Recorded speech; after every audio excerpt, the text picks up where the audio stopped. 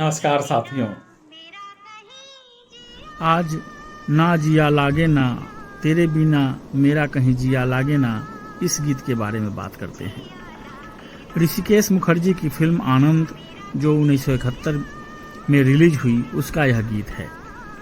Film में कुल 4 गाने थे, सभी एक से बढ़कर एक, लेकिन संगीतकार सलील चौधरी ने फिल्म की अपनी सबसे पक्की धुन स्वर कोकिला के लिए बांधी। यह खमाज ठाठ के राग मालगुंजी में निबद्ध रचना है, जिस पर जैसे राग रागेश्वरी और बागेश्वरी का मंद मंद मुस्काता चंद्रहास। लता का स्वर उसकी चांदनी को रुई की तरह चिंतता है।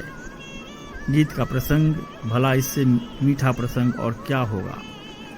डॉक्टर भास्कर बनर्जी, अमिताभ बच्चन के मन में रेणु सुमिता सान्याल के प्रति कोमल भावना है। रेणु के मन में भी यही ऊब चूब किंतु संकोच की लक्ष्मण रेखाएं अलंघे हैं, पर एक दिन आनंद राजेश खन्ना सब बखेरा कर देता है। ये तीनों डॉक्टर भास्कर के कमरे पर हैं और आनंद निहायत बेतकल्लुफी से उन दोनों के बीच निर्मित संकोच के बांध को तोड़ देता है। दिल की बस्ती के निचले कोनों अंतरों में बाढ़ का पानी घुसने लगता है। कुछ देर बाद आनंद डॉक्टर भास्कर को अपने साथ घुमाने ले गया है और अब रेणु कमरे में अकेली रह गई है। वह क्या करती है? कमरे के पारदर्शी पर्दों को सहलाती है, मानो उसमें भास्कर के स्पर्श को अनुभव करने की कोशिश कर रही हो। बिखरे सामान को जमाती है, बिस्तर की सिलवटें दुरुस्त करती हैं, शीशे के सामने खड़ी होकर अपनी चोटी ठीक करती है। अपने प्रिय की अनुपस्थिति में उसकी उपस्थिति को अनुभूत करने की छोटी छोटी चेष्टाएं। उसी प्रसंग पर आता है यह गीत। लता का गाढ़ा संतप्त स्वर इस गीत का अंतर्भाव। सलीलदा का तबला लगातार उससे होर लगाए हुए है, जैसे धौंकनी चल रही हो।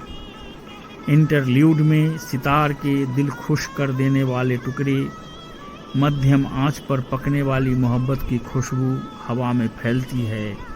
गीत की तकनीकी खासियत यह कि इसमें 2 अंतरे हैं, लेकिन वो 2 बराबर के टुकड़ों में टूटे नहीं हैं।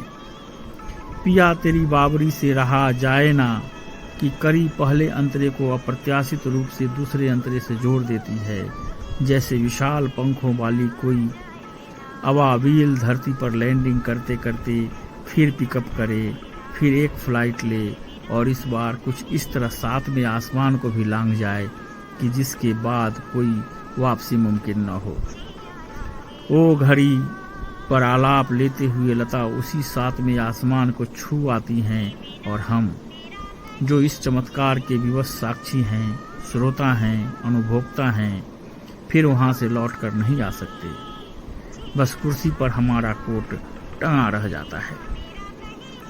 ऋषिदा, सलीलदा, लता जैसों के बिना यह संभव नहीं हो सकता और सुमिता सान्याल की उस एकांतिक किंतु सरल मंद स्मित छवि के बिना भी। एक उचित विग्रह न हो, व्यक्ति व्यंजना न हो, मेटाफर न हो, तो दृश्य कला के महत से महत अभियान भी खंख रह जाते हैं। और सुमिता सान्याल का परसोना, उनके होने का व्याकरण यहाँ इस गीत को वह मधुर परिपूर्णता देता है जो कि उसका प्रारब्ध था और हमारा भी। तो दोस्तों, आज के लिए बस इतना ही। जल्द ही फिर मिलेंगे एक नए वीडियो के साथ। तब तक मुझे विदा दीजिए। और हाँ, अगर अभी तक आपने मेरे इस चैनल को सब्सक्राइब नहीं किया है तो सब्सक्राइब कीजिए, लाइक कीजिए। नमस्कार, जय हिंद, जय भारत।